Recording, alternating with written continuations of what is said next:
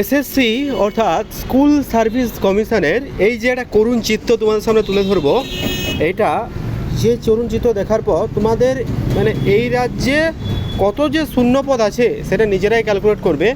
এবং সবথেকে যেটা বড় বিষয়, স্টুডেন্ট মানে শিক্ষিত সমাজের সাথে যে ব্যাপারটা নিয়ে খেলা হচ্ছে সেটাও কিন্তু তোমরা বুঝতে পারবে। ফ্রেশারদের সাথে ব্যাপারটা নিয়ে যে অন্যায় হচ্ছে সেই নিয়েও কিন্তু তোমরা রিয়েলাইজ করতে পারবে। তো আজকের এই ভিডিওর মাধ্যমে থাকছে একটা ইম্পর্টেন্ট আপডেট, ঠিক আছে? তো এসএসসি তোমাদের এই ইম্পর্টেন্ট আপডেটটা তোমরা দেখো কেমন লাগলো। আমি লিখে দিচ্ছি স্কুল সার্ভিস কমিশনের এসএসসি 9-10 এই যে ব্যাপারটা,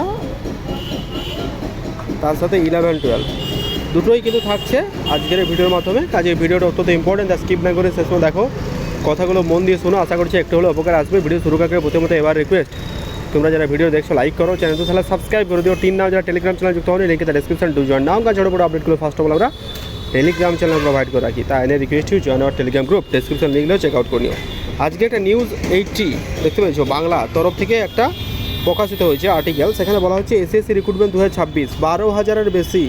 আমি আবার সংখ্যাটা বলি, 12,000-এর বেশি কিন্তু শূন্যপদ। এবার কোন কোন বিষয়ে শিক্ষক নিয়োগের কাউন্সিলিং সুপারিশ করলো স্কুল সার্ভিস কমিশন তাদের অফিসিয়াল ওয়েবসাইটে, ঠিক আছে? এটা কিন্তু অলরেডি সুপারিশড, ঠিক আছে? আজকের ডেটে প্রকাশিত হয়েছে এপ্রিল 16। এই আর্টিকেলটা দেখতে পাচ্ছ, এপ্রিল 16 একদম লেটেস্ট আর্টিকেল, এসএসসি রিক্রুটমেন্ট 2026।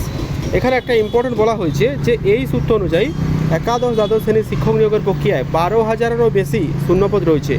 গত ফেব্রুয়ারি মাস থেকে স্কুল সার্ভিস কমিশন এই নিয়োগের কাউন্সিলিং শুরু করেছে, ঠিক আছে? ফেব্রুয়ারি মাস থেকে কাউন্সিলিং চলছে। এখন তোমাদের 11-12-এ দেখলাম এই কাউন্সিলিং তো অলরেডি কমপ্লিট, মানে ভূগোল জিওগ্রাফি স্কুল চয়েস হয়ে গেছে, অন্যান্য সাবজেক্টেরও হয়ে গেছে।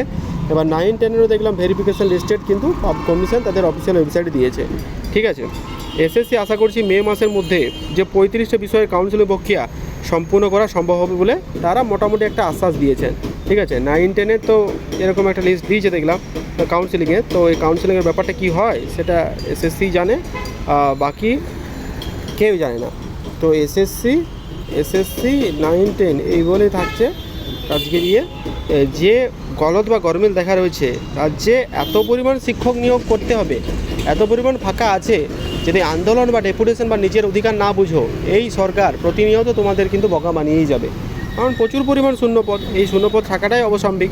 কারণ এত বছর, প্রায় দীর্ঘ 10 থেকে 12 বছর নো রিক্রুটমেন্ট, সেটা হতে পারে এসএসসি 9-10 11-12 বা আপার প্রাইমারি বা প্রাইমারি, সবেতেই কিন্তু কারাপশন, ঠিক আছে? এই চিত্রটা একবার দেখো, তাহলে তোমাদের ব্যাপারটা অনুধাবন হবে।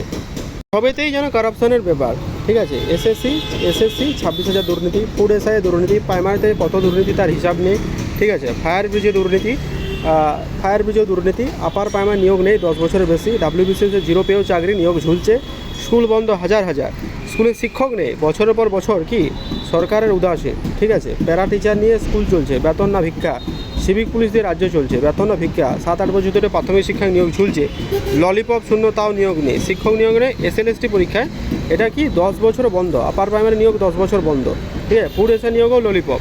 তো এই যে রাজ্যের পরিস্থিতি, পুলিশ নিয়োগ ঝুলছে, ঠিক আছে? পিএসসি ক্লার্কশিপ মিসলেনিয়াস আইডিও নতুন নোটিফিকেশান আসছে না, রেজাল্টও আসছে না, টেট বছরের পর বছর বন্ধ, বাংলা ইঞ্জিনিয়ার বলে কিছু নেই, ঠিক আছে? এই যে রাজ্যের একটা করুণ পরিস্থিতি, সেই করুণ পরিস্থিতিতে স্টুডেন্টরা কোথায় যাবে, ঠিক আছে?